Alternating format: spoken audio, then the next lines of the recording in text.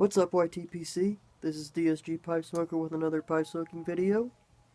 Today, I am smoking my Savory pot with some Seward's Follow in it. Highly recommend that blend. You guys should try and procure it. But that's not what today's video is about. Today, I'm doing a pipe tobacco review. I'm sorry, not a pipe tobacco, a tobacco pipe review on the Savinelli 320 Trevi in Smooth. So as I stated, it is a Savinelli 320 Trevi, otherwise known as the Arthur shape. This pipe is the most popular Savinelli shape. It's also one of the most popular pipes, period.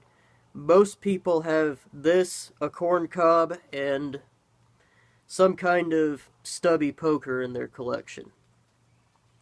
And when I get into the smoking mechanics, I'll explain why I could understand that. But before we get there, let's talk about the appearance of the Trevi series, at least. So, these pipes retail for over $100, about $110, $115. That being said, I got mine for, it was on sale for $85. Excuse me. On pipesandscigars.com. It comes with what I believe is a stainless steel ring. Could be some variation of silver. I don't know, but for just over $100, probably not. It does, however, have a nice Savinelli emblem right there. The the mouthpiece is acrylic. It is also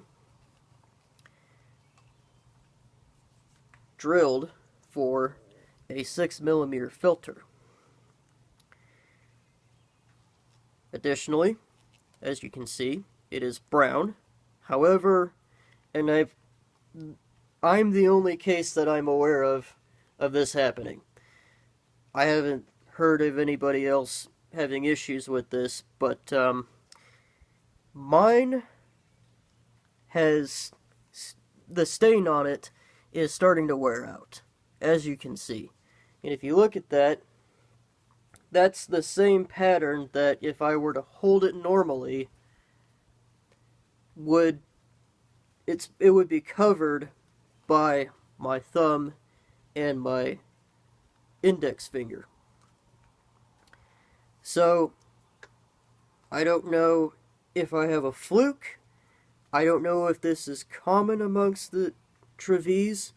If you guys, excuse me, if you guys have similar complaints or similar issues with them, please let me know down below. It would be very helpful.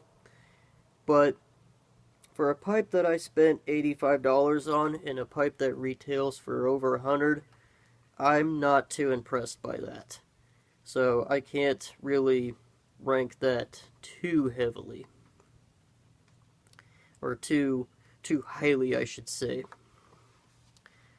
But aside from that, let's get into the smoking mechanics, which is really the magic of this whole pipe.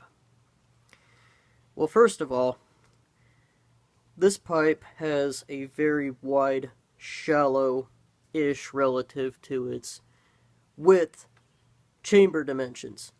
It has a just shy of 1-inch chamber. We're talking 0.96, 0.98 chamber diameter with about a 1¼ inch deep chamber. Also, because it comes with a 6mm filter, the pipe tends to have a wide open draw. And this is especially true if you don't use a filter, but even if you do, I have found that it tends to still have a very wide open draw. Putting more tobacco in the pipe fixes that. I'll get into tobacco preferences later, but that is one of the biggest driving forces about these pipes. Aside from how they look and, you know, the comfort, the ergonomics of the pipe itself. Believe it or not, it is comfortable to hold, you know. And also, for a heavy pipe, and these pipes weigh about 3 ounces. To give you an idea, most pipes weigh about 1.5 ounces, maybe 2 ounces, I would say. A light pipe would be like 1 ounce. However, this pipe, because of the way the bit is designed, it clenches really well. I mean, this is one of my best clenching pipes. It's not going to be the best clenching pipe because of its heft, but for its heft, it's right up there. I mean, it's could very well be the best clenching pipe at 3 ounces. So with all that aside, let's talk about what kind of tobacco this thing likes. This thing likes cakes and chunky, kind of a broken cake kind of blend, or like a plug. Anything that's basically more rough than shag cut or ribbon cut. It's not to say that you couldn't use shag cut or ribbon cut. What I have found though is it tends to burn a little bit hotter because with shag cut or the other cut, you have more air gaps between the tobacco, and that fuels the fire more with oxygen. So using a coarser tobacco will give you the amount of air resistance that you need to prevent that, while still allowing the tobacco pipe to really, you know, get the best performance out of it. That being said, this pipe, I have found, likes complicated blends. It likes kitchen sink blends. The Seattle Pipe Club blends, I wouldn't be surprised at all if this was the pipe that they were using to make plum pudding and Mississippi River. Can't speak for the rest of the blends, especially Deception's Pass. That is a Virginia Perique Oriental blend. But regardless, that's what smokes really well in these pipes. And, you know, those are two very popular blends. So that just kind of, you know, no pun intended, adds fuel to the fire. So, in conclusion, it's a great smoking pipe. I recommend it if you like Balkan blends, or if you just want a long smoke, because this will smoke fairly long.